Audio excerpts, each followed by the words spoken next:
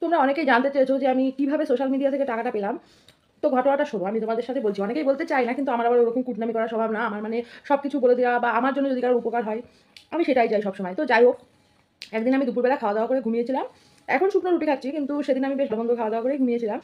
এবার ঘুমানোর পর এমনিতে সেভাবে ঘুম-টুম আমার হয় না। শুধু আমার কেন, যারা এই টেপাটেপি করে মানে ফোন টেপাটেপি যারা করে, তাদের এমনিতেও দিনে রাত্রে কোনো সময়ই ঘুম আসে না। তো যাই হোক, সেদিন আমি দুপুরবেলা ঘুমিয়েছিলাম ঘটনাচক্রে।